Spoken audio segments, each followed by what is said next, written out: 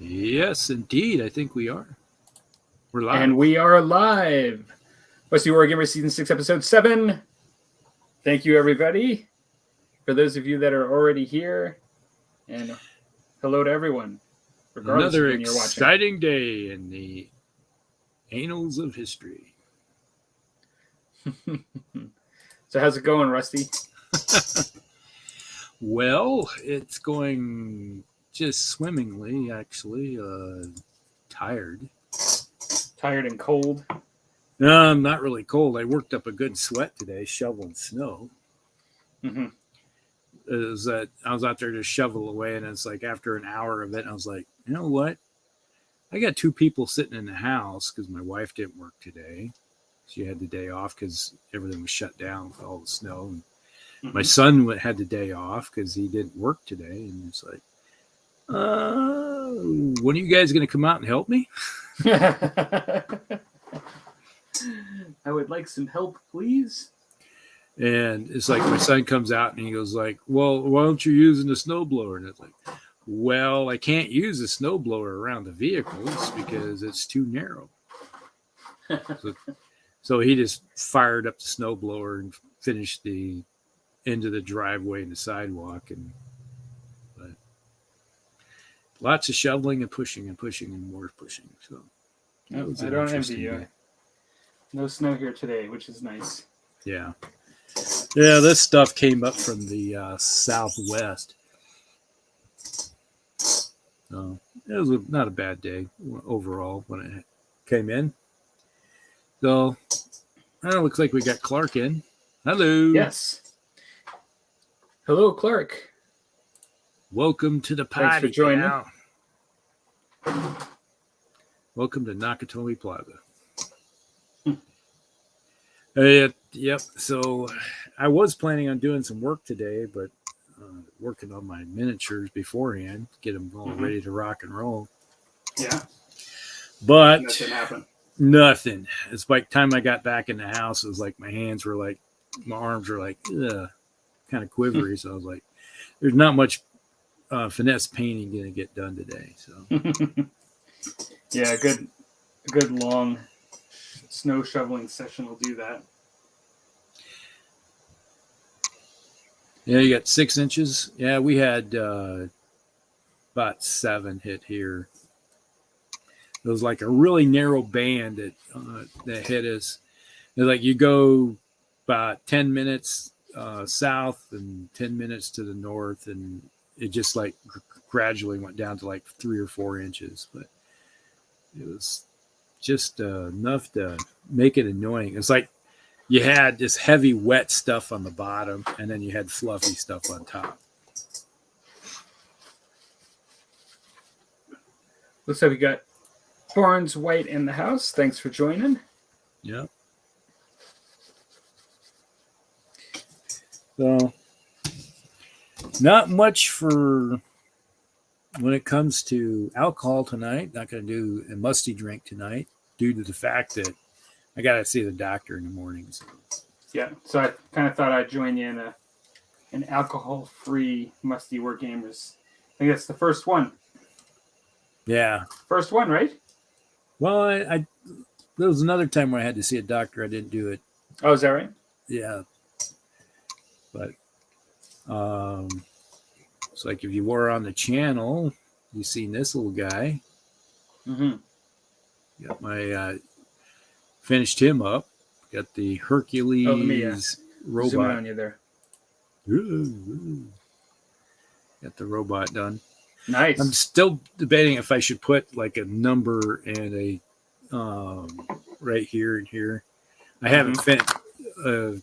Someplace around here, I have some decals, water slide transfers from my Mechanicum armies that I'm thinking of maybe putting a little something to numerical stuff to hit it. Yep. Add a little bit. Mechanicize it a little bit. And then I just yesterday assembled these guys, or not assembled, but I got them primed. It's the Maw Crusher from Oh yeah, Do that's the the orcs. AOS or Oryx, right? Yeah, they call them orcs, but they're orcs. Yeah. We can copyright. Are you doing that orcs. is that for you or is that a commission? Commission? Nice. Commission. Yeah, I always like that model. It's very good. I'd done one before for the guy, so now I got another one to have to do. Mm-hmm. So you gonna do it red or what color? He's going to be brown. Okay. Going to be brown with kind of a light brown inside. Mm-hmm. It'll be inside the wings. So kind of a dark on the outside, lighter in the inside. Mm-hmm. So that's what that. I have those guys, and I have these. Get them out of the box. So these guys, they're the hog riders. Oh yeah, yeah. Porcelain. What do they call them? Gore crushers, I think they call them. Nice. And then some Ard boys also. There's a banner guy and Ard boys. Cool. Those are fairly easy to do because they're mostly going to be metallics with some rust effects on their armor, and then go from there. Mm-hmm. So it looks like we've got Bill in the house, and we've also got Stryker in the house. Mel. all right. Hello, everybody. Clark says, yeah, exactly the same type of snow we had. It's Bill, and Clark says, maybe you could do a number on one shoulder and a kill count mark on the other. Not sure what would be used in that setting. Yeah. That's hard to say. I'd have to look through my decals and see what I have. Got a whole bunch of stuff here. Bill says 1,000-ton mech. Yeah. Could go some BattleTech 331st Minnesota Tribe counter on it. But a little bit of everything. So I am actually I was supposed to play a game Warhammer Fantasy Battle recently, but that kind of got canceled. Somebody was just ill, and so didn't do that. And I was gonna do my Dragon Ogres tonight. I had them primed and everything, but I noticed they needed a little more priming, and I sprayed them, and they're probably still a little wet for me to start painting. So I actually pulled out my oil paints, and I'm gonna start working on this guy here. Yeah, this is I showed this a while ago, but this is my Blade Runner bust from one of the androids in Blade Runner, and I've got right now a few different oil paint because I'm using oil paints. I've got a few different. Ooh, can I even show this here? I guess I can. I got a few different oil paints on the go. You can't see the white on the paper because it's white. Yeah. But yeah, I've got some different colors here on the go that I'm working on. Some yellow there. Black, white, red, blue, and yellow to start. And yeah, that's what I'm going to I think I'm going to try to do that.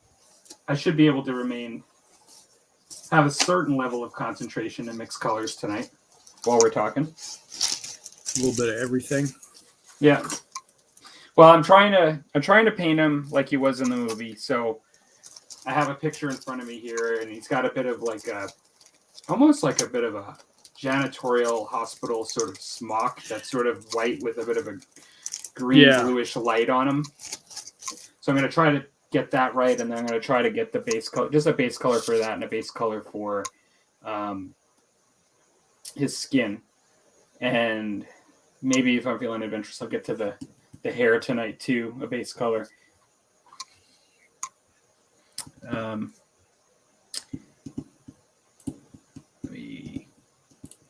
And so Bill says, I played O Group for the first time last night. It was a lot of fun. I haven't had a chance to see your video yet, but I saw that come through. Actually, I saw it, I think, on the Musty page, maybe, when you put it up there.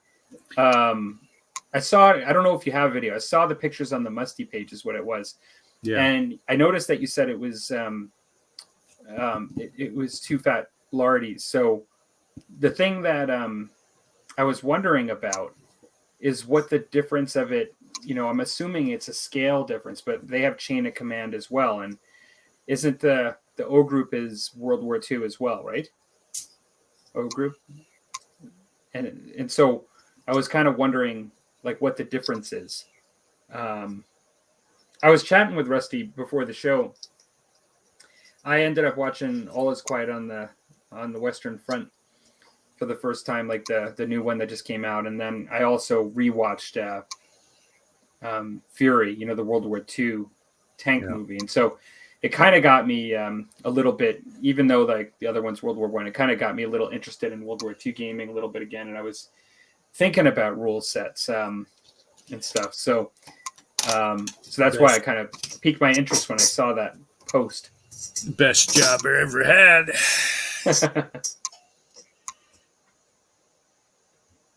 Life of a tanker.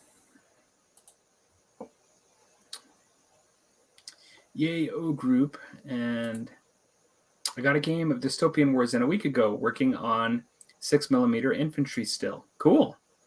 All right. Battletech 6mm infantry. The was it the new Dystopian Wars or the old Dystopian Wars? That's the question. I think it's a new one, but I've heard a lot of people complaining about the new one, that they keep changing the new one. Okay, changing in what way? The Orbats, that's the Army unit lists. They keep updating them, changing them, tweaking them. It's the same thing that they did with the old edition. They about every 3 to 4 months, it seemed like they'd change something, trying something different with each fleet, release a new one, and it's like, okay. And if you printed them off, then you're like, oh, okay. Oh, right. There are times that we just said, we're just going to, I already got these printed off. I'm not going to mess with changing them. See what, unless there's something really good, then it's like, okay, yeah, they've made them better, so maybe I'll print them off. But some of the players in our group always complained because his favorite fleet got nerfed hard and they never unnerfed it. Like, they made my fleets better, so I'm not complaining. Clark says it's the new one. And then Bill says you're a battalion commander for O Group. You are a platoon leader for Chain of Command. Both are World War II. And so I'm assuming then that was it 15 mil that you were doing, or was it smaller scale? I'm guessing that would be closer to Flames of War then, as far as like the size of the battle, or yeah. If you're playing at the in 15 mil platoon, it doesn't take much miniatures to play at platoon levels. Like the battle group I was telling you about, you start off at platoon level, and then you just grow. If you want a larger game, then you eventually grow into a company, and you might have a couple companies or more of stuff on the table, but it basically is that you have to have so much infantry on it in the game versus armor. It tries to stay more historical, like unlike Flames of War, which is you can play the entire game with nothing but armor, and infantry is like a secondary thought process. But okay, in battle group, you have to have infantry. Okay. Then you add some armor to it. Clark says, I haven't played the previous versions. There were a couple recent Warbat challenges, but my understanding is that they are slowing down a bit. Those types of updates are always a balancing act. Yeah, it's like they realize something might be a little overpowered and trying to rein it in. One of the things I heard was that people are complaining, which is kind of the complaint I had when I first started. They brought out the game in the first place, the new one, is that there was no flavor to it.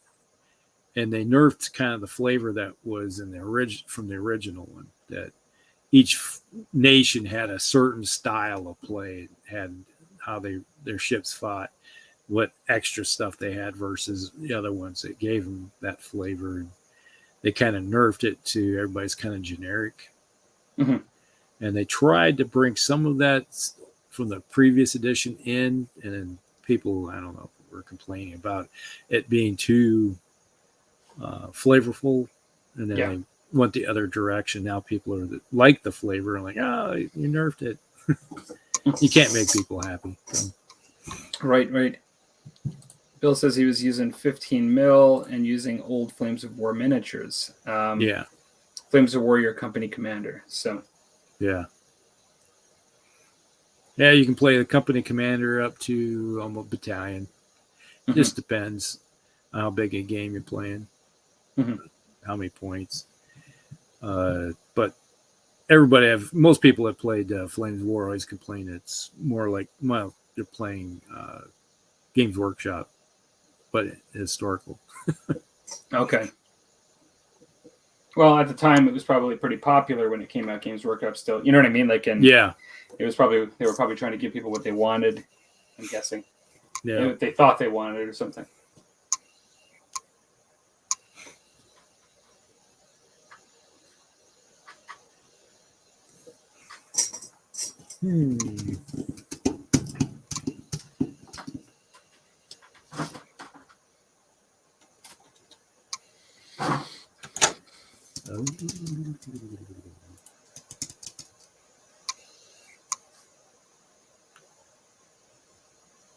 So far as I can tell, most factions have a generic nation for the generic navy. Then the rest is flavor stuff.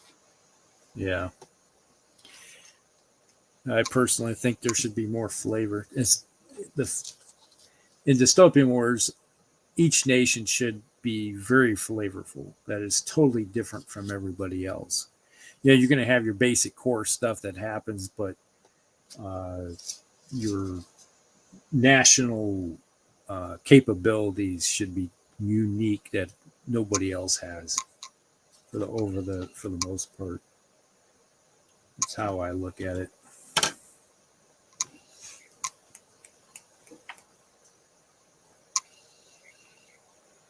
But what do I know? So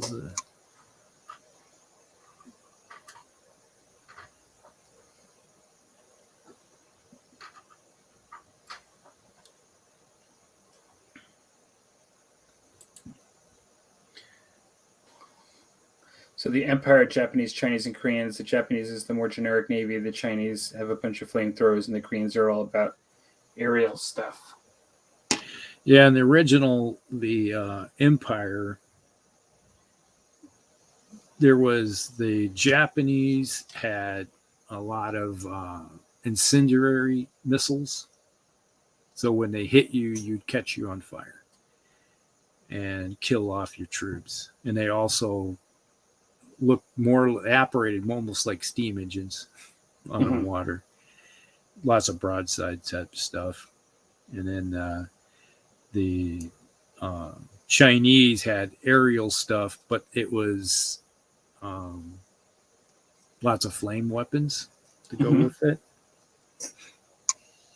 The Americans had rotary autocannons, kind of a shorter range, but they just would throw a bucket load of dice at you if you got too close to them. The British had long-range torpedoes. The Germans had Tesla weapons, which were really cool. And then the French had hovercraft. Their ships would skim across. They had skimming craft, which were kind of cool. And they also had like Eiffel Tower. One of their ships was like an Eiffel Tower. That was kind of neat, interesting. And then the Russians they had a blade of armor, so they could take hits until you knocked down their blade of armor off of them. They could just shrug off a lot of stuff. But if you got in close to them, they would hammer you because they had big guns. Big guns never tire type of thing. They would smash into you. they didn't have really good enclosed point defense weapons, but they had big giant turrets. The Chinese have many flame missiles. Okay, so they gave missiles now. Yeah, it's like I do have a whole bunch of Chinese, the original Chinese ships that need to be actually primed and painted and done everything with them. I just got to grab a paint real quick. Just 1 second. Yeah, I did. I had painted a whole bunch. It was my friend was a naval captain, an actual naval captain in the Navy, and he passed away from pancreatic cancer. So I did paint up the last of some ships for him and then send him on to his family. And which is interesting because he did get buried in his casket with some of his dystopian war stuff that I painted for him. So they just sent it off. It was like he went down with the ship, literally, which was kind of cool.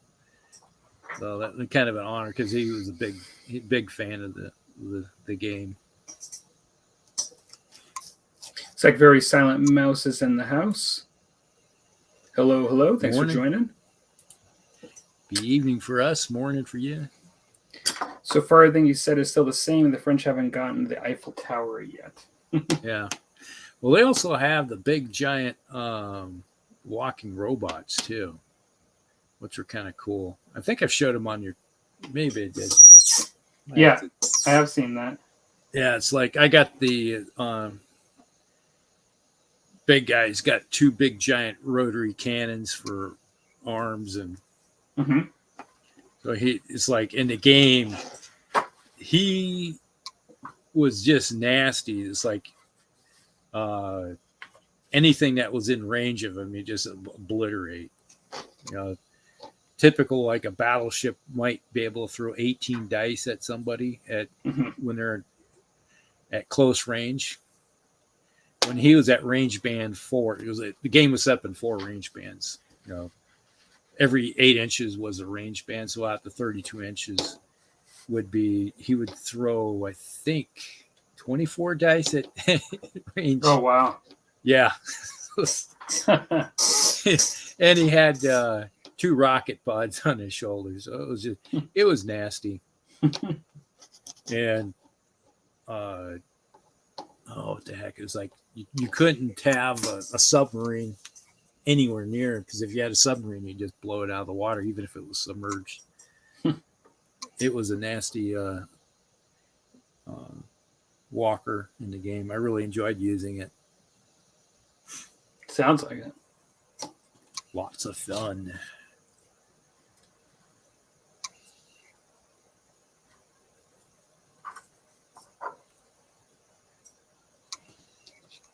So yeah, everybody. I said I used it once, and I was told never to bring it back. Like, that's too OP. Do not bring that thing again. Like, okay. Is everybody painting or just hanging out tonight in the chat room?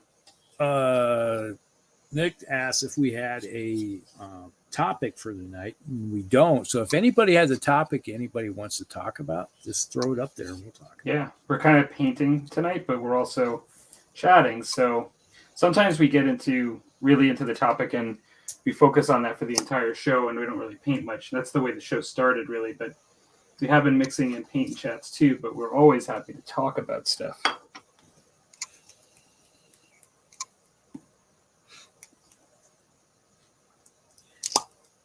Yeah, we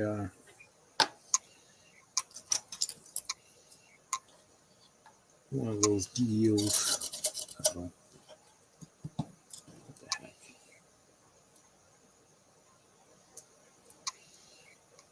Let's soak up a little bit. My brush is stiff.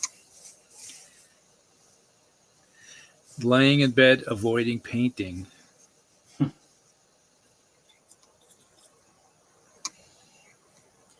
Well, that's never a good deal. I've been doing a lot of avoiding painting. You kind of understand that. Yeah. Well, I avoided really good for 5 days because I was not even in a state. Oh my God, I was in a state of mind. That was for sure, though.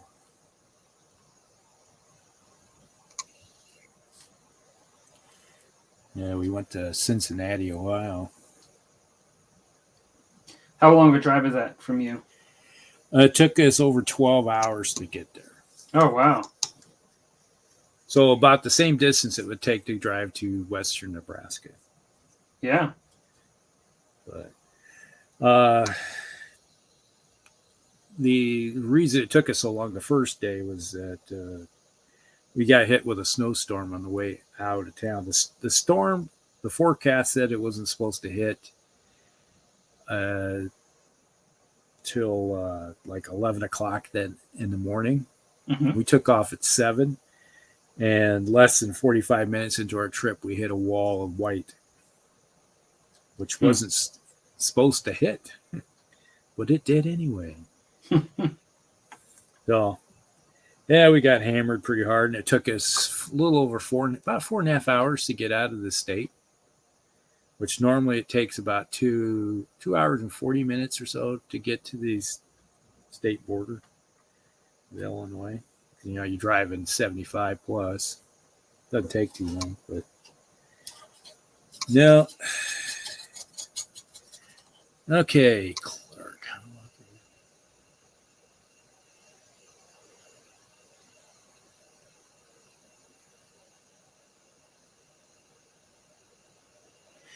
Clark has an interesting topic, possibly.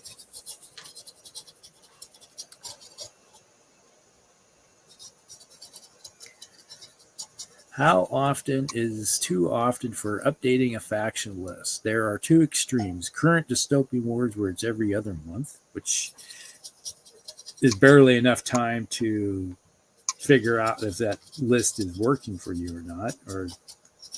Or this like Warhammer where it's multiples of years. Like every 2 years they give you a new edition, it seems like. Or like Warhammer Fantasy, you know, they would bump you up with a new book, that kind of thing. Mm-hmm. But that's an interesting concept there. Well,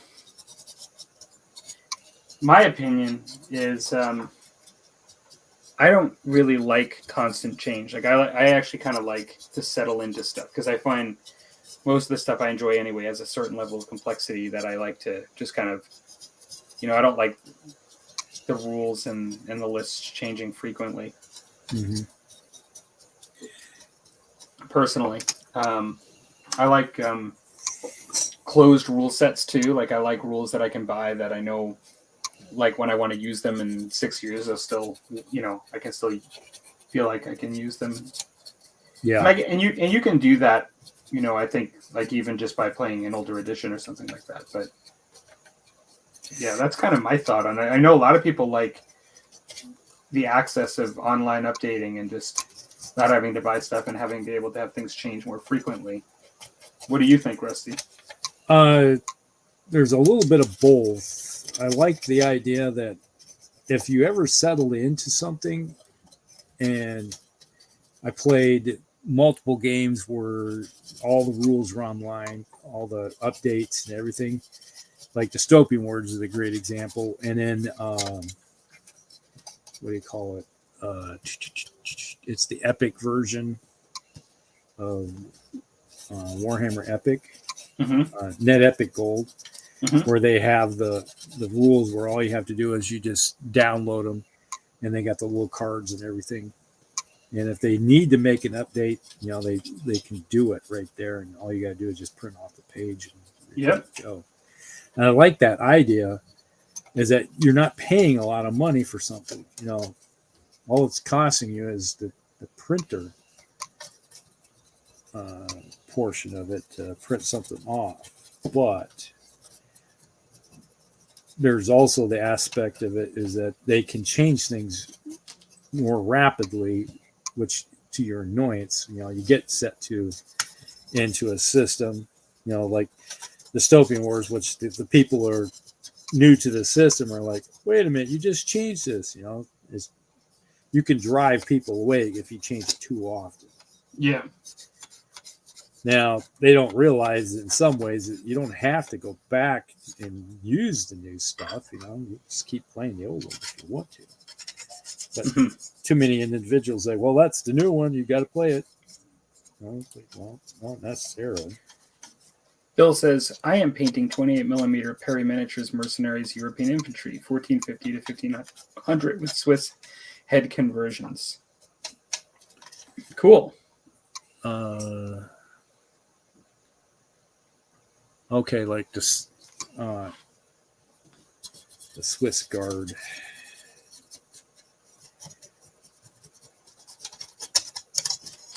And Clark says, and what should drive those changes? All right. Good question. What would drive the change? All right. So if you have a faction, a great example would be like in Dystopian Wars. We had the British Bretonian Empire. They had a shield generator, and they had dual on their ships. They would have double cannons, turrets, and it would drive people nuts is that they had so much firepower, and they also had torpedoes with their ships too. And I can understand why they changed it to the it's like, all right, we're going to drop one of your turrets and force you to, if you want a shield generator with your ship, you're going to have to pay for it by giving up one of your turrets. Now, you don't have to give up your turret. You can have, but you won't have shields to protect you from the gunfire type of thing. But individuals liked and then eventually they changed it where, oh, sorry, but you're stuck with that generator is going to be there. So they end up making that change for you. So to some degree, it's balancing. Yes, it's a balancing aspect of it, bringing it up to helping other factions out to some extent.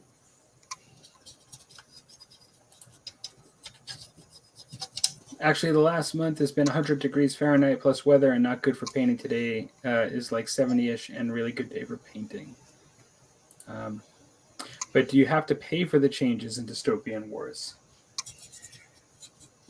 Sometimes, as in updates to the ships, that you would have to pay points to the ships that would you'd give the updates to you. So if you wanted something specific, you would have to pay the points to have that specific ability. Mm-hmm. Then there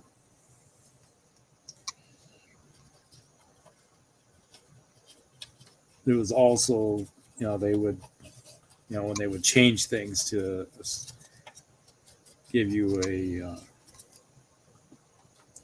like I said, one where they give you the generator. There's, okay, we're taking a turret away from you and giving the shield generator, so it's not costing you anything for the to your ship. So you're not losing points, and you're not costing you any more points to have such items. So it is a kind of a balancing act in some ways, but it's a way of do a balance of of points for everybody in some ways, making certain things maybe a little cheaper for them in the long run. Unlike Warhammer, where you have to pay 100 Australia for a new book? ? Yeah. Yes. Yeah. You would have to. It's like in Dystopian Wars. All you did was you go online to the website and just download it for free. because the Orbats were free. They didn't cost you anything to get those, unlike Games Workshop, which would, you want a new book, which we're giving you a new update with the book, and that's going to cost you 50 something or $100 when it's Australian dollars, or $50 US, or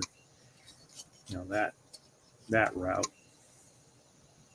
And it's nothing's free that way when it comes to Games Workshop. So there is a cost there. The only cost that with the other one was that, I gotta spend a few cents in printer costs and paper to update my fleet sheets. And it may need it. In some cases, it was like, okay, it's just they may have changed one or two ships. The rest of them were the same, so you only had to print out instead of the whole thing. You only print it out like one or two pages. Mm-hmm.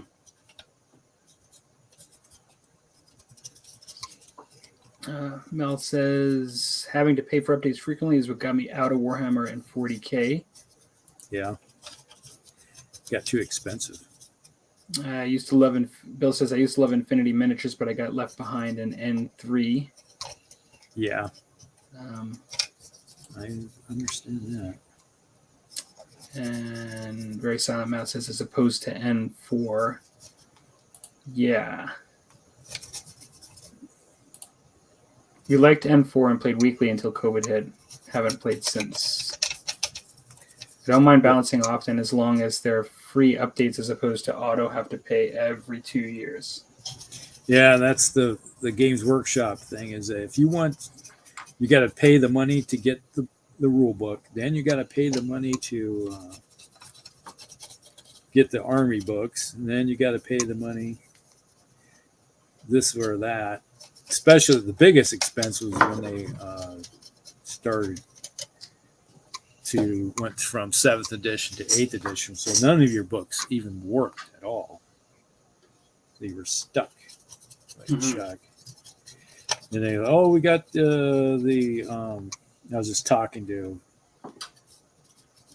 somebody recently that was like, yeah, he didn't mind the 8th edition. He liked the what the heck they call those books that they came out that were intermediate ones before they actually came out with the army books. Ravening Hordes is what they did in 6th edition. That was where you had, before you came out with the army books, you had all of the lists in one book. Yeah. Yeah, they did the same thing with Warhammer 40K. You had all the different. They changed everything, so you no longer had the old books that you could use, and then they had these kind of a generic army list to get you by until they came out with an actual army book. And that's really similar, I think. Yeah.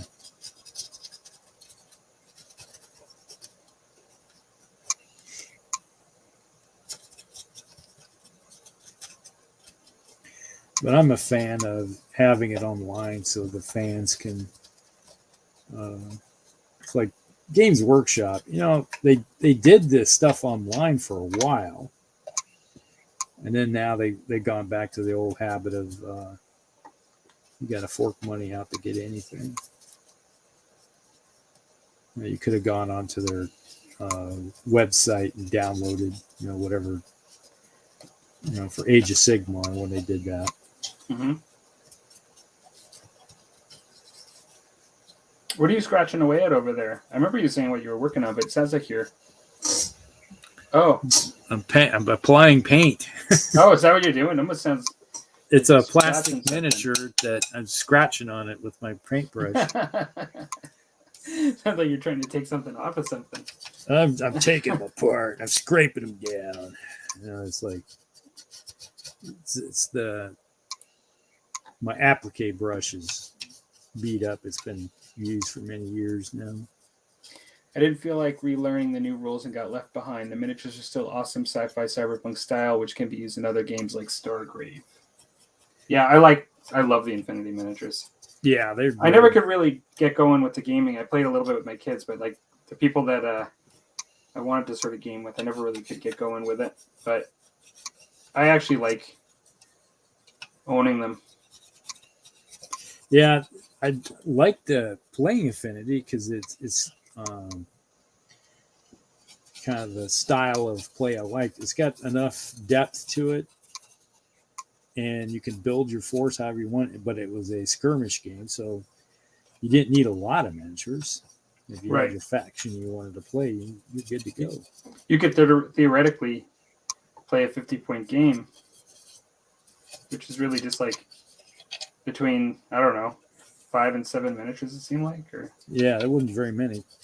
You buy a couple of the starter boxes of that faction, and you could outfit it pretty decently and get to playing.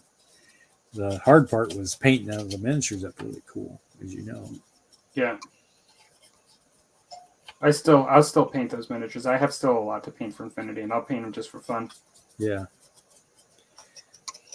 And, hopefully use them too, but someday. A friend of mine, he had a whole bunch of. We used to play over at the shop, and we'd go in and play. And there was a time when we had a large group of people playing it all the time at the game store, and then just like everything in it seemed like it was the flavor of the day for a while, and it just kind of disappeared. Mm-hmm. Same way with I always enjoyed playing War Machine,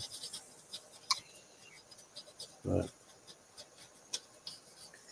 War Machine is kind of a gritty, grimy game too that some people don't like. And it's hard, some people would play it and they just couldn't ever win because they just couldn't figure out the synergy aspect of it. Mm-hmm. And they just quit. And like they've had enough. It's like, it's just not for me.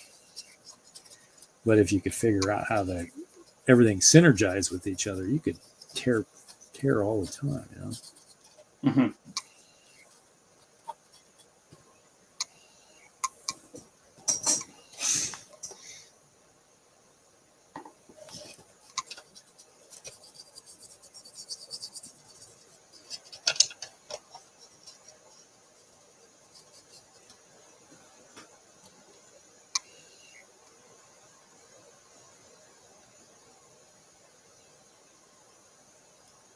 Was that 7th edition? Was that 40K or was that fantasy?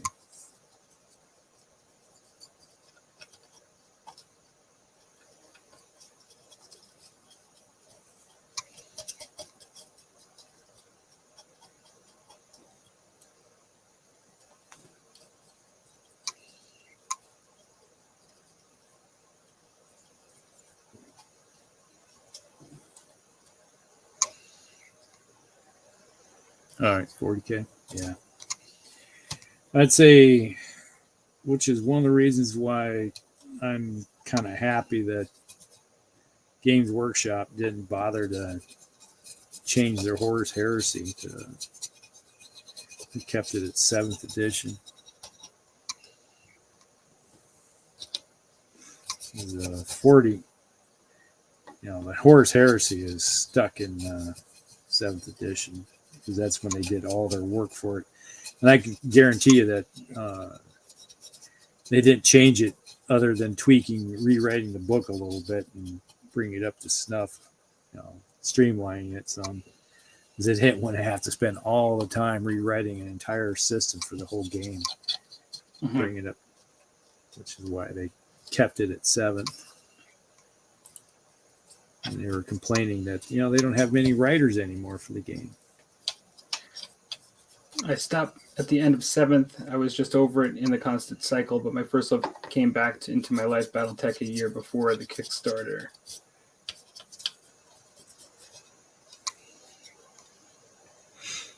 Yeah. Battletech hasn't changed, other than a few tweaks of the rules for the better, I think.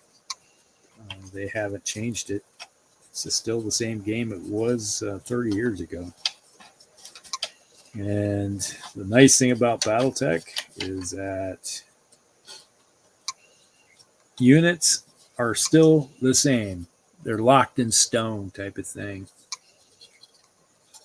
Just because there's just variants of the same, like you got a mech, as you'd have let's say a Shadowhawk.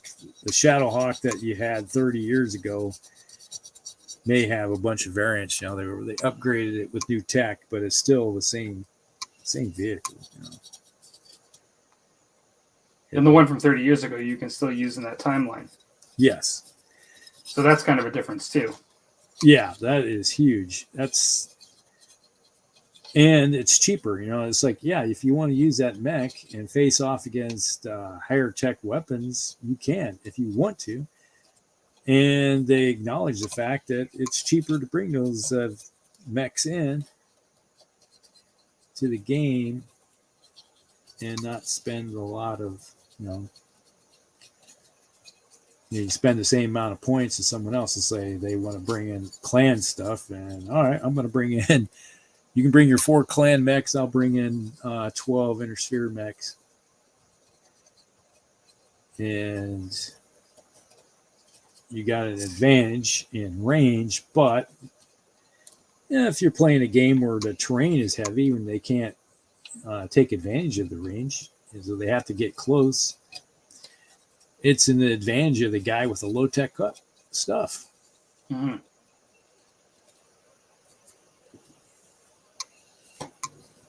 Just the nature of the beast.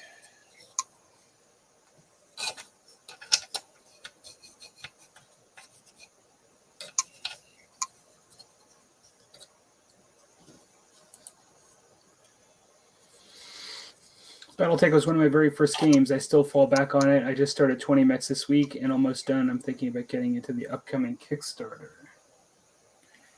Yeah, Kickstarter's next month. Kicks off. Yeah, I got these mechs sitting here. I got a whole bunch of primed mechs sitting right here that need to be painted. Mm-hmm. So I might, after getting the paint on this guy, I might just switch over and start putting some paint on those guys. Just start working on stuff. This is my first time sitting at my desk in over a week. Feels like longer for me. Yeah.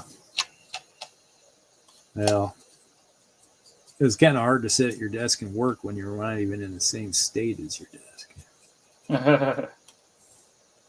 Not even the same state of mind. Well,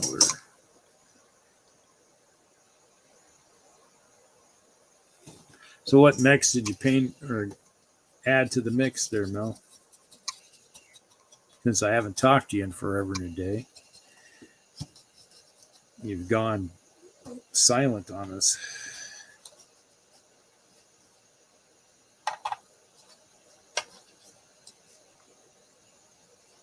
All right. Got a base coat on this guy. Mm-hmm. Got color. Nice. So, I missed a spot. Lots of laugh. Palmer doesn't play Pano 50.7 minis.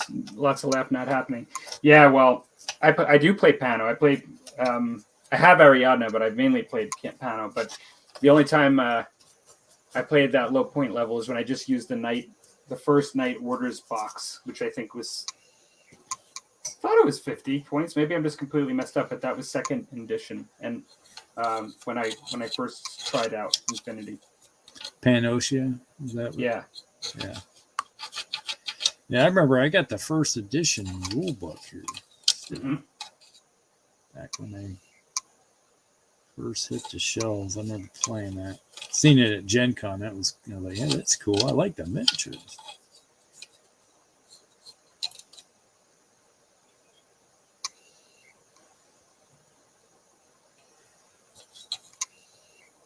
3 tables playing BattleTech. That'd be all right.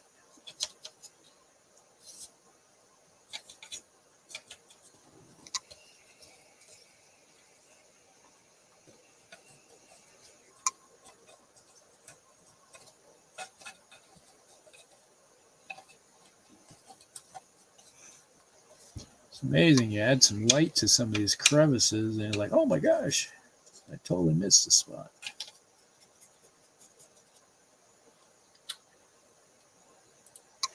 The only problem BattleTech is. Oh, go ahead.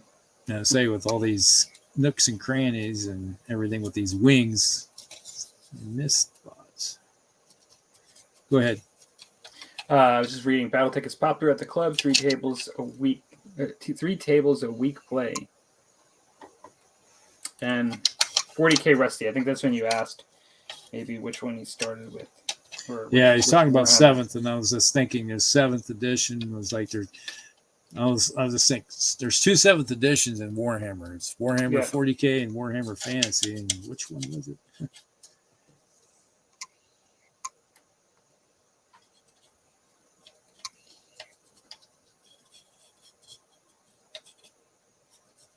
Yeah.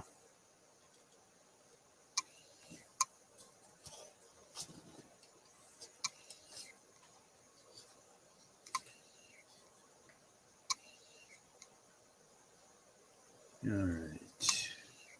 That one's done. Into the box. Let that dry a little bit before I put some wash on it to get into the nooks and crannies. Nice. Since Alpha Strike came out, we are seeing a few more games here and there at the locals, but Rusty, I tend to like the classic a lot better. Yeah. Smell? Yeah, we get individuals that think, they can't say that Alpha Strike really enthuses me one bit, but there's individuals that's all they play, and there's individuals that don't like the way I play because I prefer to play. Is it a miniature game instead of a board game? But I'm a miniature player, so I like to play as miniature playing.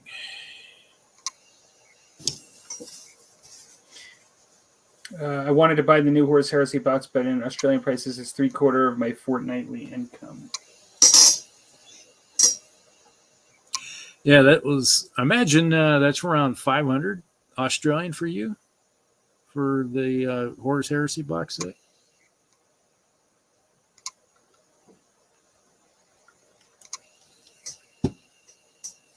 It is like 300 something, I think, for us here,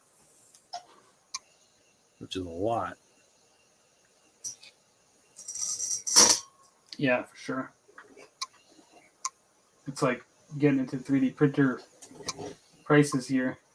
Yeah, I'd rather buy a printer than I would be buying a whole box.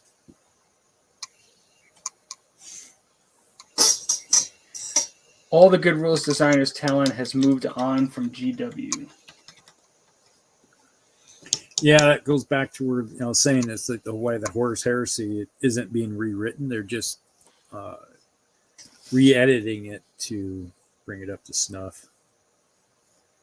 Which I got the Horus Heresy rulebook here. Check eBay. You can buy those things pretty cheaply.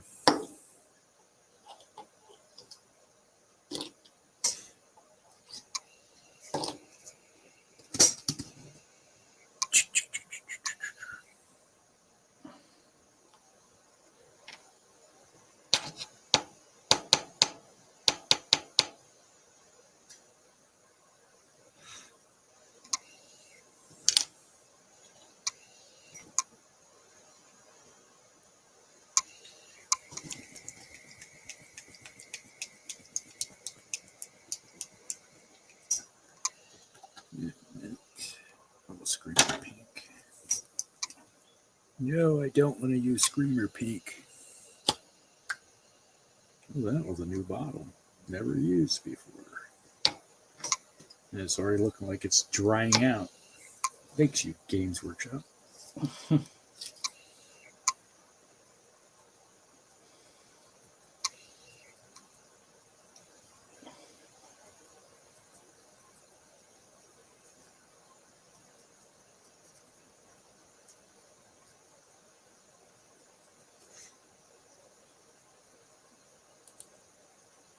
I love me some classic, but I'll play alpha if I have and enjoy it. Yeah. We did pick up the Alpha Strike rulebook. My son did. Because some of his friends thinking about starting to play Alpha Strike. He has individuals that haven't played the game and they want to buy the new box set to come out that has a quick start Alpha Strike rules. So he bought the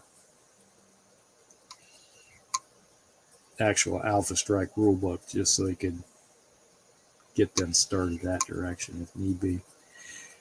And he wanted to play last Friday, and he said, "What time do you want to play Friday?" And it's like, "I'm not going to play Friday." I was like, "What? What are you going to do something?" I was like, "I'm not even going to be in the state. I can't play while I'm not in the state." And he goes, "Oh, I forgot." And I was like, "Yeah."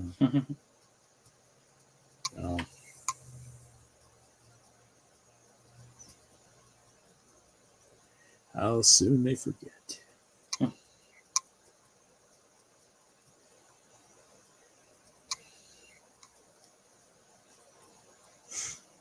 Yeah, I think Barnes and Noble has a new, what do you call it, Irideni light horse mechs at Barnes and Noble only. Which would be kind of cool. Did you say only? Yeah. Only at Barnes? So the bookstore has an exclusive right with the game? Yeah. That's crazy. Yeah. Interesting. Yeah, they do that. There was Wolf's Dragoon box set that was only available at Barnes and Noble. It's one way to kind of get your stuff out there in the stores elsewhere. Get people to read. Yeah. We'll get you to read. It's the only way you're going to get this mech.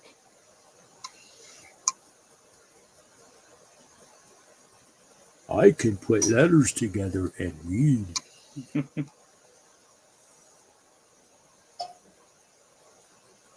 Oh. Yeah.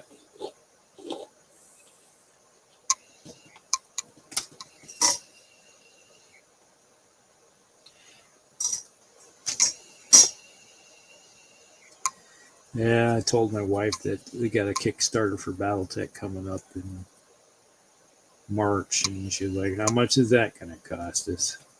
Well, I still haven't finished painting all the ones from the last one I got.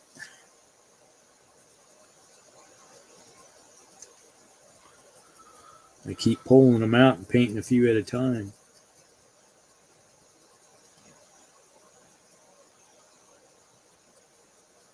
It's like I painted all kinds of Battletech miniatures, but they weren't mine.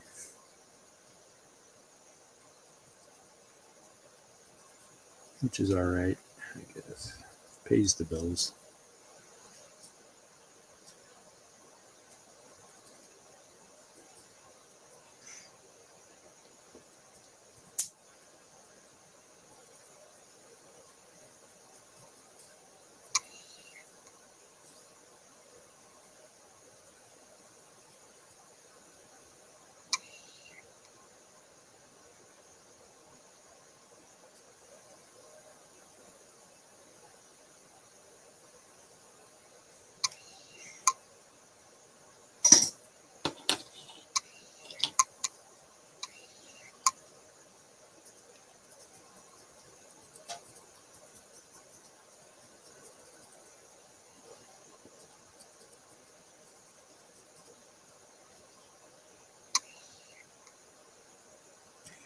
Yeah, let's see. Adepticon is what, the second weekend of March?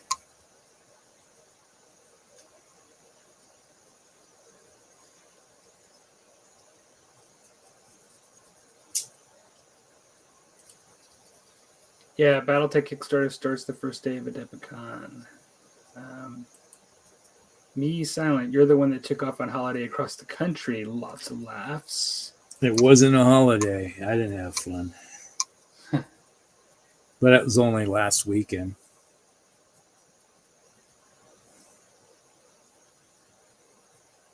Yeah, 2 weeks ago, I was at the shop with Garrett.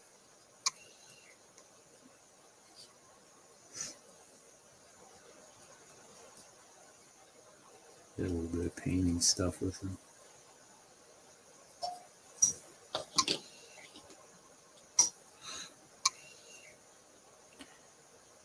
It will take me a bit of time to type the names. I hope I can remember them all.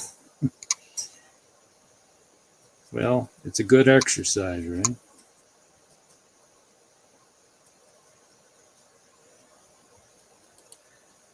Right back after phone call. What did I miss? Nothing. That was quick, huh? There we go. Yes, it was about 475. My income is like 630. And then we got snow here yesterday morning. It was all melted by 10 a.m. It was weird. So it does snow down in down there. A lot of times that's what happens to us. We'll get snow and it melts really quick. We had 50-degree temps the other day. I think it was Tuesday we had 50 degrees Fahrenheit. It was warmed up really good. Now it's like I think it was like 10 or 12 degrees, something like that, when I looked for it. I came down here just before the show. We had around 30 degrees for most of the day, and then all of a sudden the clouds disappeared after the snow event, and it started cooling off quickly.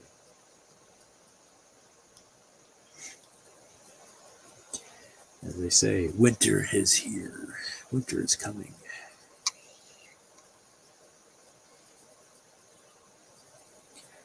Jon Snow. I was watching a video last night. The guy was doing a live stream talking about printers. Mm-hmm. And, what's a good one to get started with, and what's ones not to use or get. What is it? Anycubic. Oh, really? Said do not get Anycubics. I wonder if Chris isn't in the house yet. He has both, I think, Elegoo and Anycubic. And Anycubic they were kind of the biggest name, right? Yeah. I've only heard good things about him, but that's interesting. Yeah, he was like, don't get them because their customer service is horrendous. Oh, wow. Yeah. I did not know that. I don't know that Elegoo is, which I have is very good. I mean, they're overseas, and I'm not so sure that they're great, but I don't know.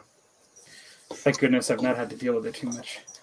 When I had one that was bad, right? You remember? And I sent it right back and got another one, and I've not had a problem since. Yeah, that was one thing they did say, is that if you're going to get a printer, get it off of Amazon, because if you have a problem, they will immediately get you a new one. This customer service, that aspect from works pretty decent. Says I like the new Horus Heresy rules, or what they did to them. Never seen snow in my home city, and I like it that way. Yeah, I'm in Tucson, Arizona, so it's like your outback. Yeah. It does. They can snow in California. Hell, LA has had snow before. Alpha Strike plays more like Battletech if you roll for individual damage points. Looks like we got Tim in the house. Hi, everyone. So what is the big topic tonight? Well, we're doing a bit of a paint chat tonight, so we've been painting a lot, but we've been talking a lot about Battletech. We've been talking about we've been talking about, we had the suggestion of a topic about how often a company should update their rules, and should they go along the sides of online updating and updating frequently, or something like a codex every 2 years. So we were talking about that earlier. So if you got a topic you want to talk about, Tim, let us know. Now I'm painting white over black at the moment. First coat of white over black, and basically with the oil paints, and so it's not looking as great as I would like it to for that reason. It's looking a little streaky. Yeah. So I have to probably let that part dry a bit and grab onto this before I finish that stuff. But I actually like the color that I came up with, and I just, while talking to you guys, I kind of was like, you know what, I'm going to get as close as I can to it, and if not, it's just going to be my artistic license. But I'm going to zoom in here. I'm not sure if you can see it, but this is sort of the color that I'm working with. Yeah. Here at the moment, and it's got a bluish green tint to it. If you look at his back there too, can you see that? It's kind of like, reminds me of ice, and yeah, because that's him. I used a little bit of yellow, a little bit of blue, a little bit of to make green, and a little bit more blue, and then white to make this. And I enjoy mixing colors, to be honest. That's one thing that's cool about oil painting. I mean, you can do it with acrylics too, and I enjoy it with acrylics. But it's almost like you're making your own color, because like I'm using the same oils you would use to oil paint right now. So I'm using basically cadmium yellow mixed with cobalt blue, titanium white. And then I used, that's pretty much what I used tonight, just to work on this a little bit so far. And I think while we're talking, I'm going to probably mix up some flesh tone and maybe get a flesh tone going.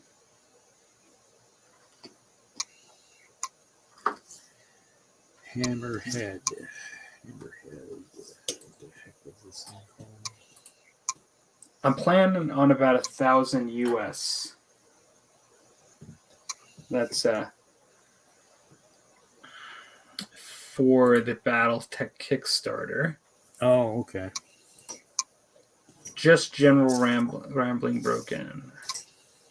The ELH exclusive is only for 6 months. EL what? The ELH exclusive is only for 6 months. What is that? I have no idea. I'm not a BattleTech guy, so I'm not sure what that is.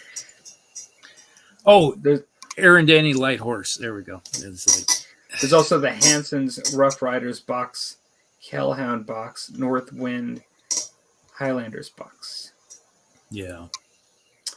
Warhammer, Rifleman, Phoenix, Hawk, Wasp, Charger, Awesome, Stalker, Shogun, Panther, Dervish, 2x Cicada, 2x Spider, Assassin, Firestarter. Now is that Trebuchet? That's what I thought. Yeah, and 3 I can think of the name. Can't think of the name. We always call it Tree Bucket. The Trebuchet. The Tree Bucket.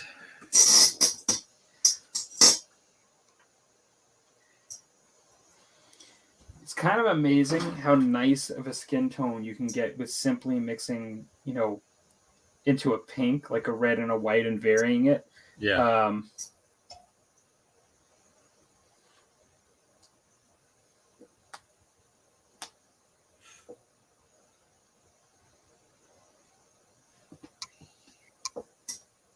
I'm thinking of using a little yellow ochre, though, as well.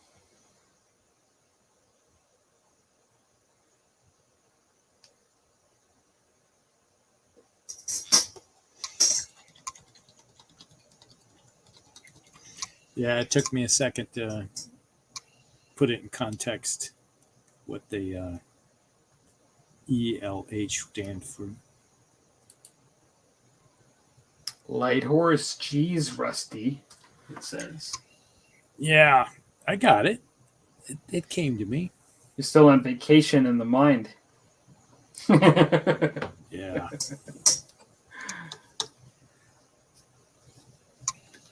I was kind of shocked, you know. It's like we went to this wedding and you had these kids, young kids, 20-something-year-olds running around and going. They went to a wedding and they're wearing jeans and t-shirts. Like, oh my gosh. you didn't put any effort into this? And then here I'm walking around in a 3-piece suit. And I'm like, the only person that was more dressed up than me, though, was the father of the bride. He was wearing his tux. Like, man. It's kind of scary. It's like a Spanish peacock. Well, it's kind of like, I don't know. I don't want to offend anybody out there, you know, either on the channel, you know, like or like in watching this or in the room, but like I guess I don't now that I'm 50, I call myself old at times, but I'm not geezer. I'm still kind of, I don't consider myself really old, but I'm still old enough where I kind of remember being told that you're not supposed to wear like your ball cap in a restaurant. Yeah. You know what I'm saying? Like that kind of stuff. And to me, like I don't feel right wearing a ball cap in a restaurant. And I raised my kids that way too. I kind of broke that once recently because I went out with my daughter for breakfast and she, you know, it was like we just kind of jumped right out and like went for breakfast. Like, you know, we didn't even like, you know, kind of like take a shower or anything. She's got the long hair and she's like, can I actually wear a ball cap here? You know what I mean? Like, in, you know, because, and I'm like, sure, like you know. like a Perkins like thing or. Yeah. Okay. Like something like that. Not to me, that's not a fancy. That's no, not like, because I would never do that there. You know what I mean? And to be honest, in a normal situation, even in a Perkins, I wouldn't wear my hat.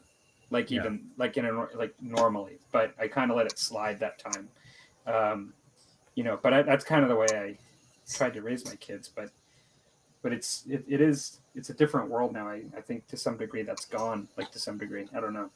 Well, the concept of wearing a suit and tie is dead. Mm-hmm. But, okay.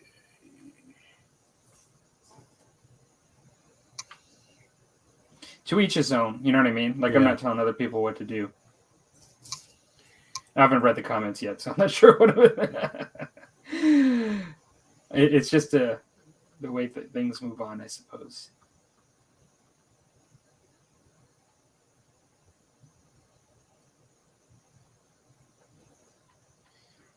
Yeah, this is a nice skin tone that's developing here.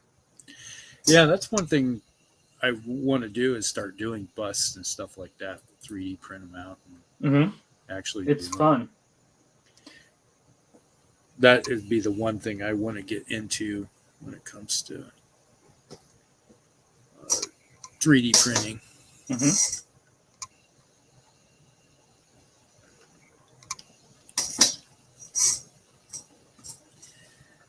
Is after doing this guy right here, printing him off.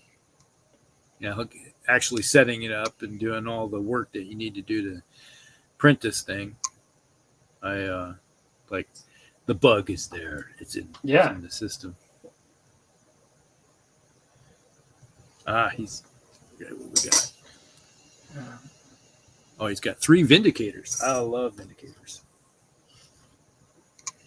Always put a Vindicator in my. Always try to get one because nice 45-ton mech.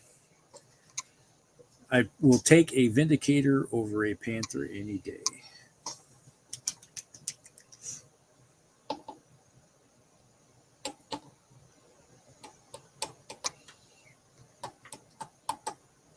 You gain 10 tons.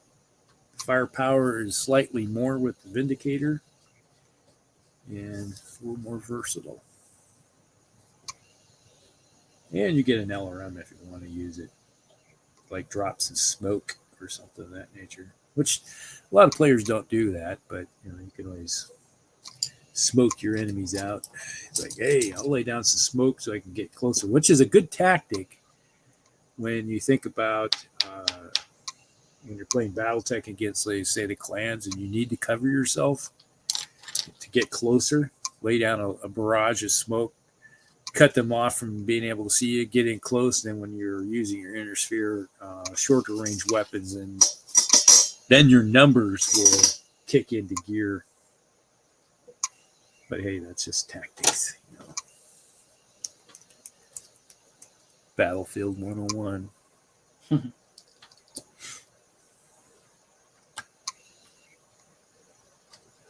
Which is interesting because at one time, smoke was not a thing in the game. Kind of a new addition.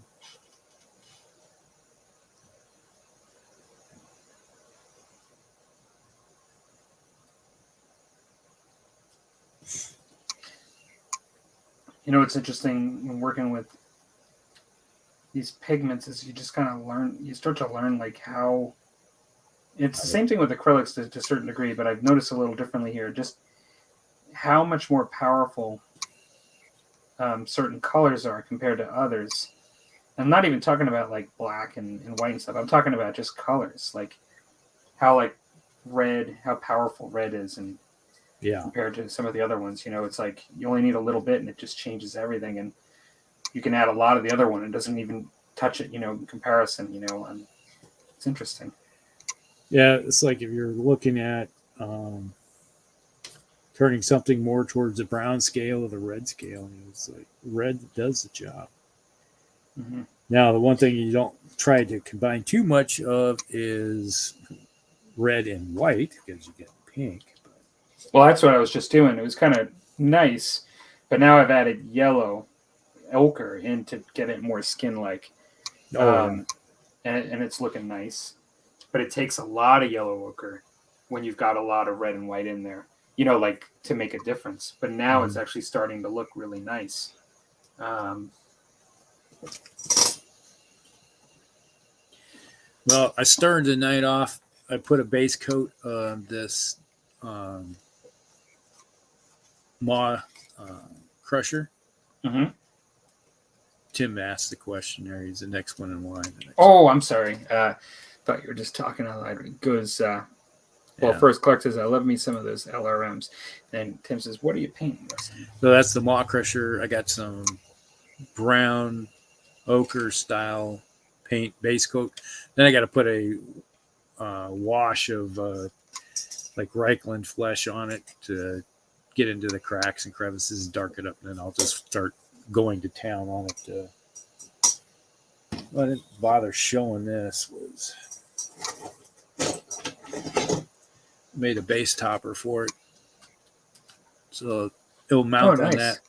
So what I'm going to do is drill a couple pins and put on the bottom of this thing, and then I'll pin them into this when I'm done. So we'll have be solid on there so he won't fall off. And that's Sculpey clay baked. So that's what I was working on.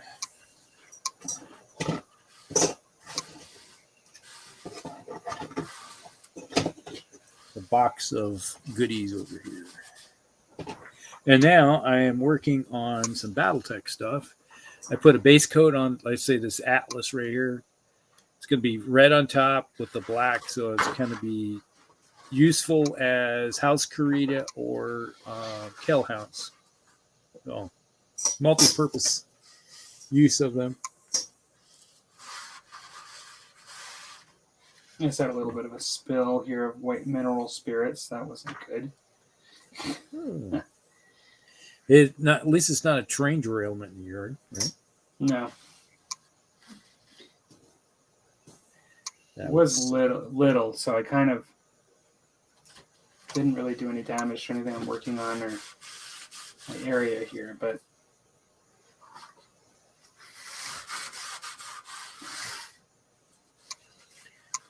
adapt, overcome. I was like, who was it? They were painting some stuff. Was it? Oh, Von Kinneren. Mm-hmm. He spilt a whole bunch of super glue all over his table. Oh, man. Everything glued to the table. It's like, no. Wow. I've done that before. You get this liquid stuff. It's just like running water equivalent. Yeah. And sometimes it just spills. My table's just covered in it where I've scraped it off many times. Next up to paint are 12 Shreks, 1200s, 4 Strikers, which are printed vehicles, and a final mech lance for the 2 companies already named. Yeah.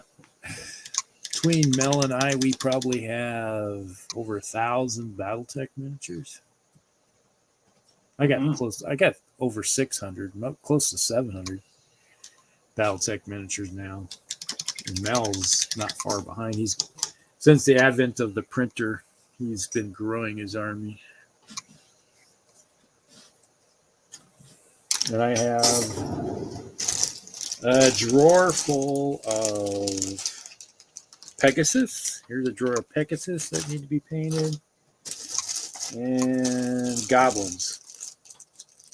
Armored APCs. Nice.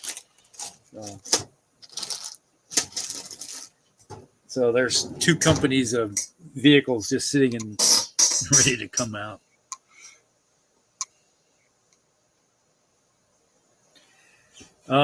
For paints, my preferred paint is P3, Privateer Press. I prefer those 100%, but I can't get them now. I'm stuck buying Games Workshop, which is thick, which is good for base coats and stuff, just applying it willy-nilly without having to worry too much. But I just like because these pots just dry out so quickly. I just opened up this brand new corn red. This corn red bottle I just opened up, and it was already drying out. Brand new. Man, kind of sucks. And here's a dried out Ushapti bone and a Zamdi desert. Or is it desert? Yeah. Zamsti desert. Both of them were dried as a bone. Yeah, so it's really annoying. So they're sitting off to the side, just waiting to be. I have to get some new. And I got an XV88. I think this might be dried out already. Now, this P3 here, this unopened bottle of molten bronze is probably 5 years old because when our local store said they're no longer carry, they had it all on sale for like 50 cents a bottle. I just picked up the whole box that they had and just walked up to the thing. I'll take it all. And they said, all right, we'll just give you a bulk cost for everything. And it's all still good. Yeah, it's still good, which is crazy. So I think Games Workshop knows that their bottles suck, and they just do it anyway, just so they can keep pushing stuff out the door. Not nice. Yeah.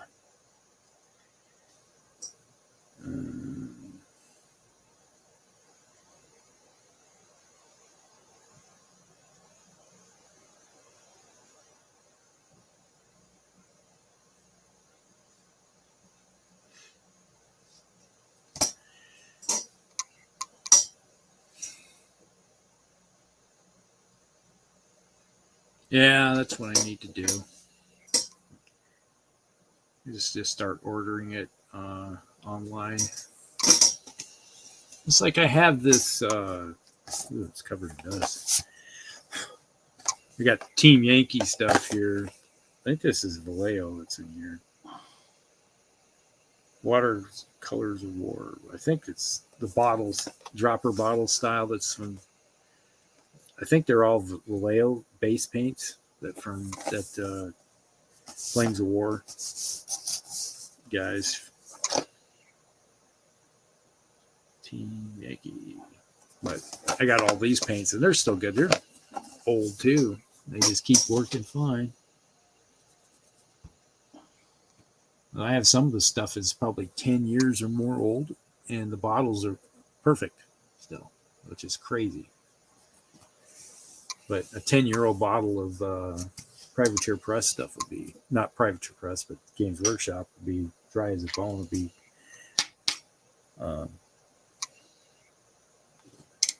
digging into it. Unless you pull out a very old bottle. This is Games Workshop, Citadel Color, Nauseating Blue. Oh yeah, It's still good. yeah, because they still had good pots then. Yeah, which is the same kind of top that you get with the P3. The same exact top.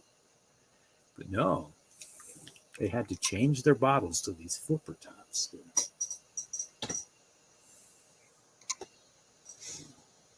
And here's some old Raupartha. Oh, it's still good too. Oh, part of the paint. Yeah, this is from the early 90s, and it's still good. Which, go figure.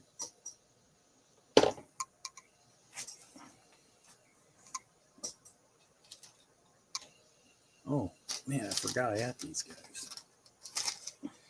When you start digging through stuff while you're discussing, then you realize you got some miniatures you have to work on.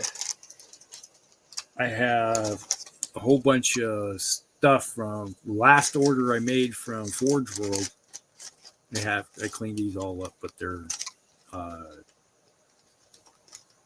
the conversion kits to make the Titan Guard or Mechanicum. Right. I just need to get some actual Mechanicus plastic miniatures so I can convert them. They take the ones from the start collecting box from the Mechanicum. You take the Skitarii guys, and you take the body without putting the arms on and the backpacks, and you take their conversion kit stuff and you put it on there. Nice. Have you read many of the books for the Mechanicum stuff? Yeah, I've read everything that I can think of that they've had. Oh, really? Like all the fictional stuff? Yeah. Oh, wow. So you read Skitarii, the one that called Skitarii? Yeah. There's been a couple of different authors that have. Yeah. I need to get this guy finished. This is my only bust I got left to work on. When I ordered him, I didn't realize he was so small. Oh, yeah. I think he's 1/12 scale. Something like that. Not very big.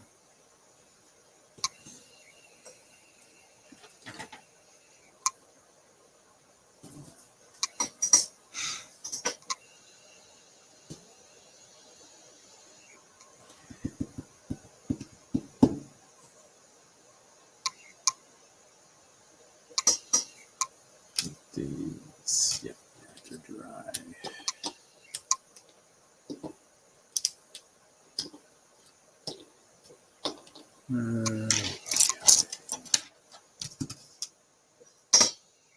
Very clean flush.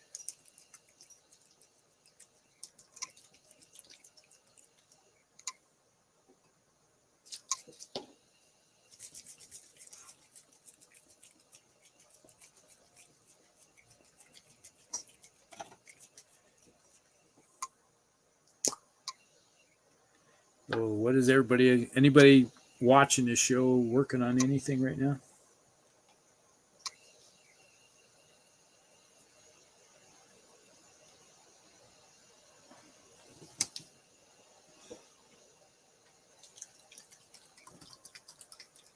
It says, order my new P3 paints from Privateer Press online store. Love me some P3. Only took 2 days to get my order in. Yeah, that's what I need to do. But when they did the store closeout, I had so much stuff that I still have, gosh, probably 50 paints sitting here. The thing I'd buy the most of, though, from Games Workshop when it comes to color is their washes and their reds and browns. That's pretty much it. Mm-hmm.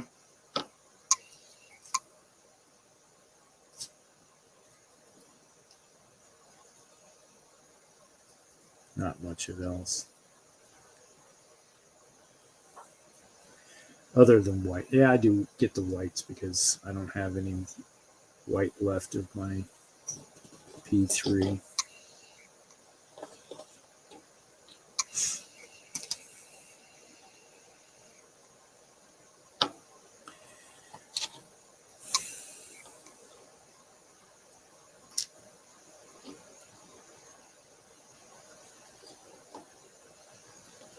Printing fine belts on my infantry. Your 6mm infantry?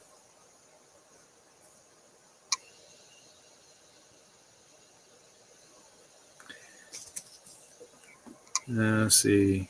Mel is being only 216 belts to paint.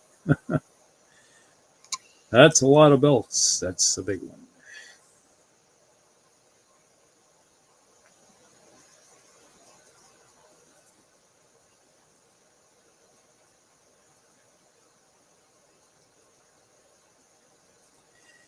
Yeah, when you think about it, how many I got close to 300 belts to paint for my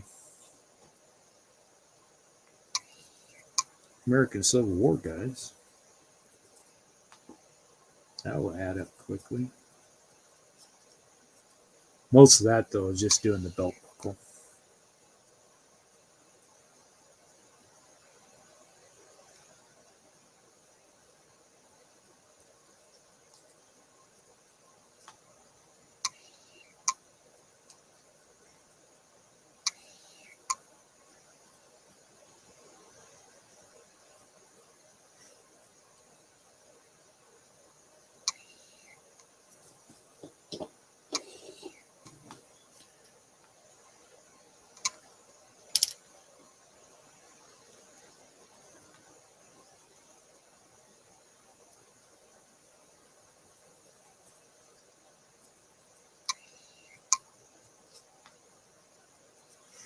Yeah, I'm just putting a wash on my those mechs now.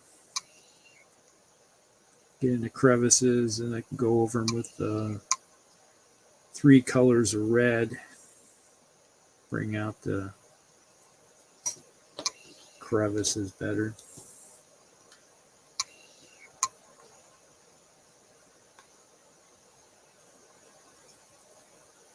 The person that hasn't showed up tonight is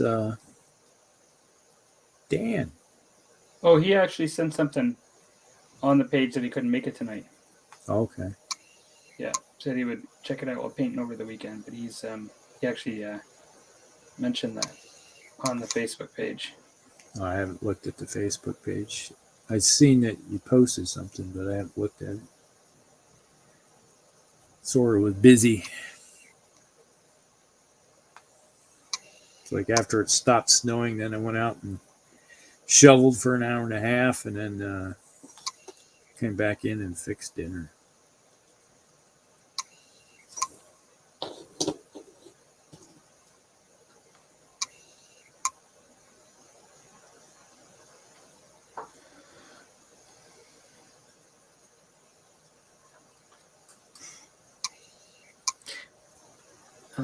Painting brown belts on my infantry, says Clark. The 6mm.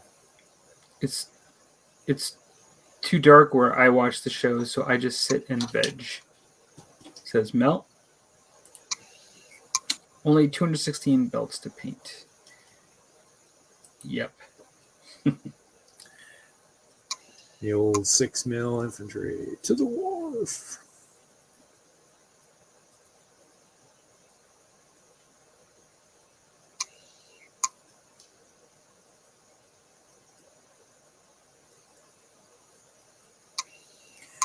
Yeah, I should probably get a couple more of these race. I wish they Catalyst could sell their stuff individually.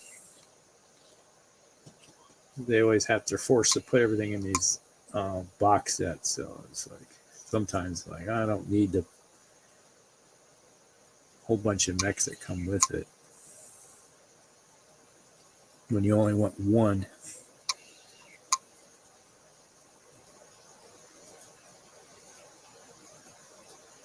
You know what they really need to do is sell boxes of entire one lance of the same mech.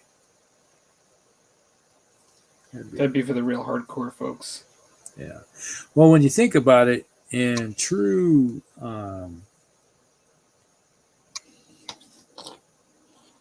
warfare, a army would only have one, maybe 4 or 5 different mechs for their entire force, Mm-hmm.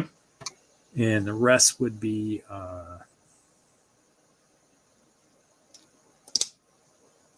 it's like, well, we need this mech for this position and this mech for this, and the rest would be for logistic wise.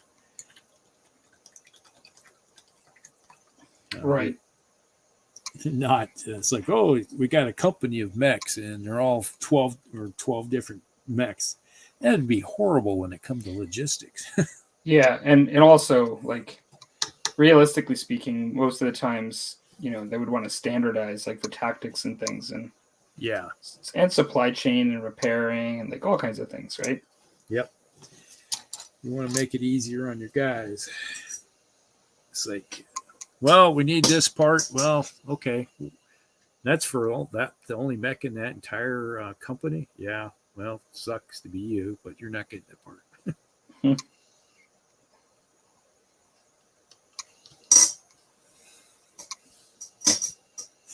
All right. I suppose I could put a wash on this big guy.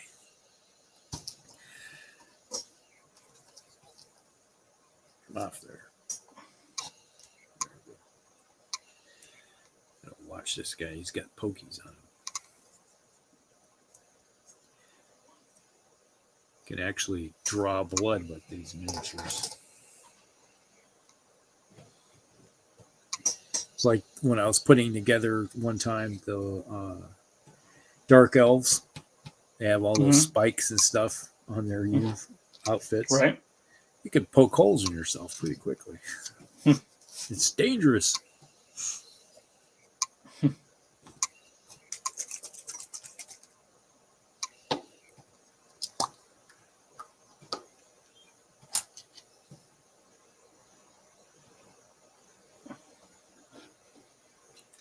And I was just thinking it'd be kind of cool to finish off my Dark Elf army sometime.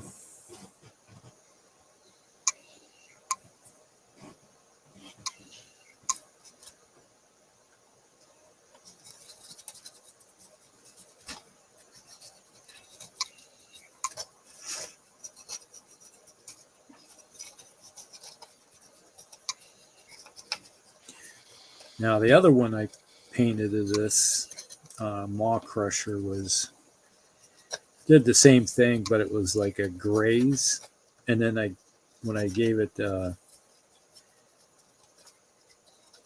nice wash of, what the heck was it? Was it Drakenhof Nightshade?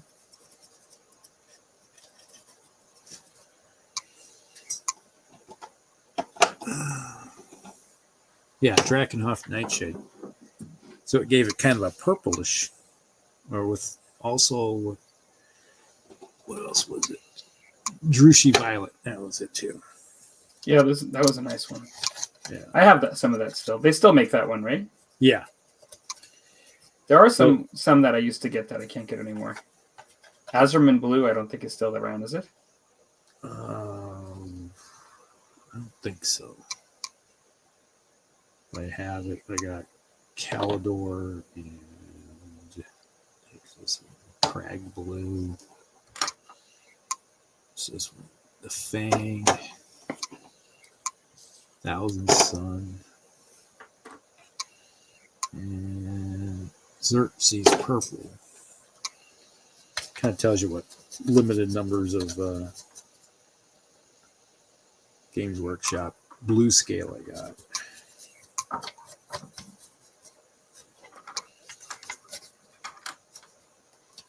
But it's interesting is how you can take a gray and add like a Druchii violet and a Drakenhof, and you get more of a purplish tint to the undertones. Mm-hmm. So if you're like painting, that's something I learned when I was in art school, is that if you want, let's say, a black complected skin tone, use purples to get it. Mm-hmm. And this was coming. It's like our one of our instructors was a black individual, and that's what he was saying. Yeah, if you want to get my skin color, just use purples. Never knew that. Then after he showed that to me, he's like, "You're right." Kind of cool. Yeah, absolutely. There's some pretty cool videos on all that stuff, like how to do so many different types of skin tones on YouTube. Yeah. And this was back in the 80s. Before YouTube. Yeah. YouTube wasn't. YouTube started about 2010, somewhere there. You know, I'm not even sure. That's a good question. I think it was 2011 is when I joined YouTube, maybe. Yeah, I was 11, 12, something like that. It's on my channel, something like that. Yeah.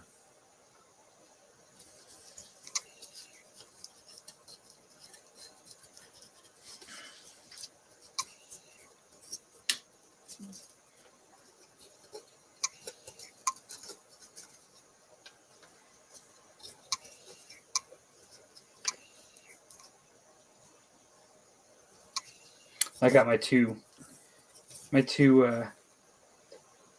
colors I'm doing tonight that I've mixed up and put on. Not that happy with the way it's looking right now, but if you look at it in the distance, it looks fine. Right here, really far in the distance. But you could see you could see that he's got skin in a white, like that whitish blue shirt. Yeah. But you could see the streaks right now. I've got to get it dry and then reapply again. It's definitely using the, I don't know, maybe I should have went gray primer on this one, but in any case, I do need another coat, even on the base, just to get it where I want it to. I'm just hoping what I've mixed up, because it does take a long time to dry out, that I'll be able to add some spirits to it and use it maybe in the next day or two for another application on it. I tend to prime everything in black anymore. It's just You don't, or you do? It's just a habit. I use a lot of black too, but I sometimes use gray. Now, if I'm going to be painting something that has a lot of white in it, like when I did those American War of Independence, all the British troops, because they have a ton of white in them, white and red. I just like, all right, I'm going to prime everything in white and then bring it up from there. And it worked out fairly decently. Where are we at here? We just was last time. Oh yeah, actually, okay, yeah. I've heard that to highlight black, you use blue. Yes. I do think that is definitely a technique. That is what I do. I use Drakenhof Nightshade when I got I use that to,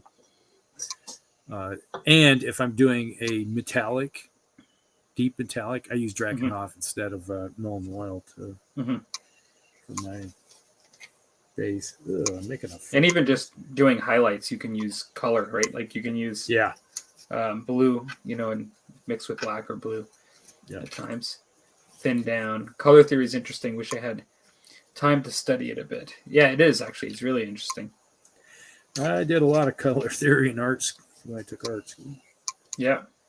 Which is interesting. Is like individuals are like, wait a minute. It's like you're a geologist and you're taking art? Yes. I like art. I could easily been an art major. YouTube came out in February of 2005. Wow. Okay. A little bit earlier. Did not know that. So it must have been highly unknown because I didn't think I heard about it until like 2010. And then my daughter was using it because she was doing YouTube with her book review channel. Okay, that's a lot darker now. He's dark. Nice. I got some color to him. Let's see, bring the light up here. Let's see. Nice. Yeah. Looks good. Yeah.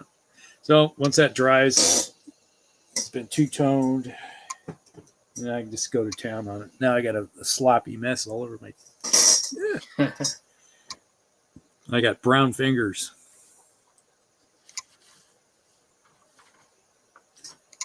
That's the one thing about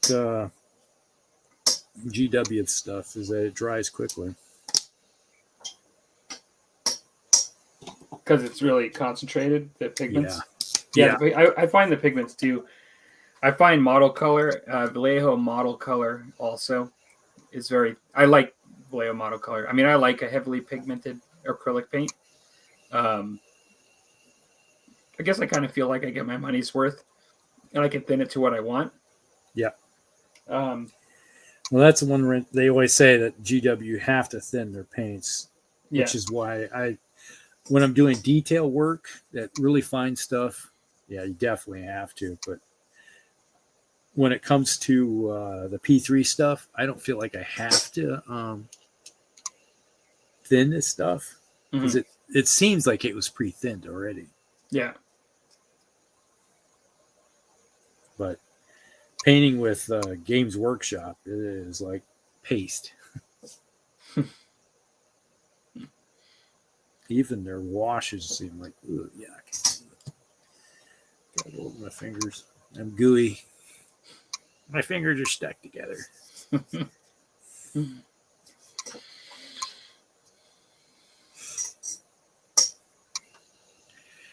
Well, it does. I'm happy that this new webcam looks a lot better than the Yeah. And you haven't had those issues like in the beginning of the show. like yeah. pixelating. Oh, that's good. So it's not the computer, it was the webcam. Yep. When I was looking, I almost pulled my earbuds out of my head. Well, when I was looking at it before, you could definitely tell that it was the webcam. I looked at it and it was loose in the back because every time it started pixelating and I push it in the back a little bit and it would fix itself. Yep. So I'm surprised we were able to do as many shows as we did. Well, I'll pull this up. I don't know. I don't really like to show this off, so I'll keep it at a little bit of a distance, but I guess you could see it good enough. It's good. So It's Jason.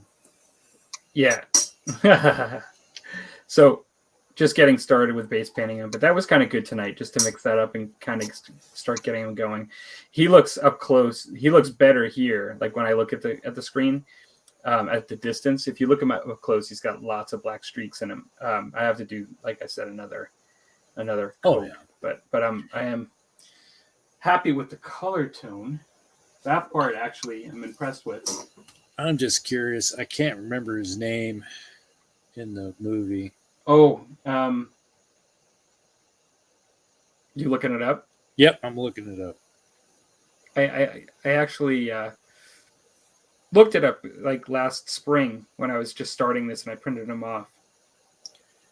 I know it was Decker. Okay. Using dark gray to highlight black. I do that sometimes too. You can Leon. do either.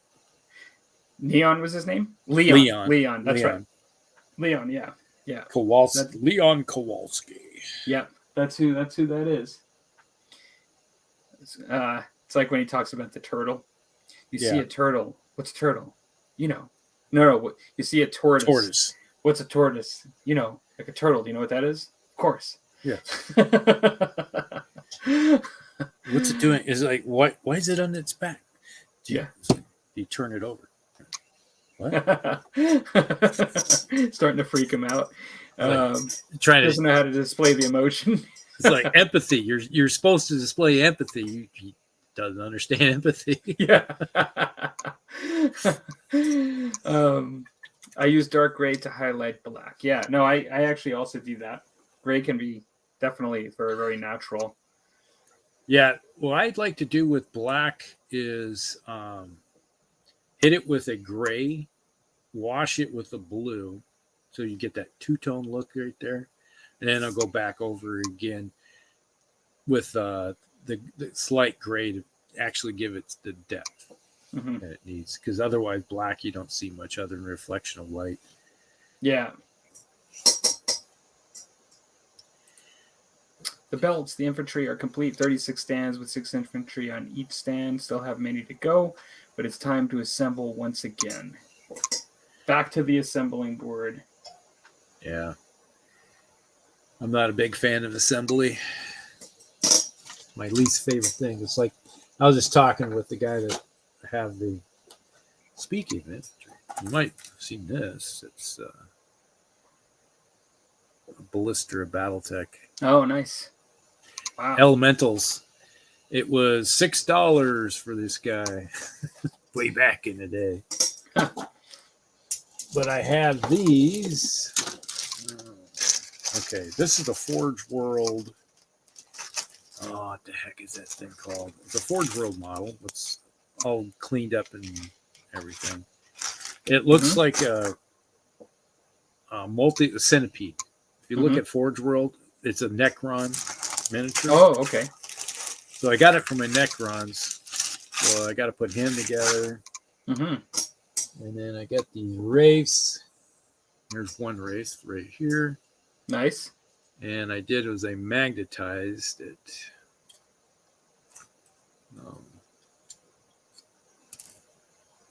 So are you playing some 40K? Is that what you're doing this for? Well, it's like, yeah, we were planning on doing 40K. But here you got the weapon system. I can change out which weapons it has. There. So you're going to play some 9th edition, or? Yeah, that was the plan. It's like the individual I have that I did these. He also was the one I did the Volton miniatures for. So I got the Necrons I got to put together and finish painting. Those are for him? The Necrons? Necrons, yeah. It's kind of a joint army. Oh, okay. Between the two of us. Mm-hmm. Cool. So I got 2 more to assemble and magnetize so they can be added those. And then I have like we got the wraiths. There's 3 wraiths in a box. I got 2 more to finish. And there's Lock Host heavy destroyers. So we got 3 of those to put together. So that's the Necron stuff. Then I got this Forge World model to do. So eventually, why the Marine is laying on the ground, but he is. Well, that's kind of something I got in the background that has to be done too. Always. Cool. So there's stuff to do. Yeah, always stuff to do. And this is the first time I've been painting for a while, so I'm kind of glad that we got together. And it's after a long day at work, but it was still kind of cool to do. Yeah, definitely. So work never ends. Well, I think we're kind of getting close. Yeah, we're kind of finished where we're at with our painting for the most part. Are you doing more painting? No, I'm done for the night. Everything I did was got a wash on it, so I can't do anything unless I start assembling stuff. So I think somebody just joined us too. Just as we're about to head off. I wonder if that's Chris, because he sometimes he hits things late, but he's been coming early lately. But in any case, it has been fun. Thank you. We had some good chat, and thanks everybody for coming in as usual. And we will see you probably in a couple weeks over at Rusty's channel, I would think. Yep. So 2 weeks would be March, right? I think so. Yeah, that'd be March 2nd, I think. Yep. Unless we add 2 more days to February. February 30th. There we go. It's going to be February 30th. This year. Anyways, thanks everybody for coming down, and hopefully for you guys that were painting, I know it sounds like Clark got a lot of stuff done, but for everybody that was painting, hopefully you got a good amount of stuff done, and we will see you next time. All right. Good night, everybody. See you in a couple. See ya. CML. Take care. Hasta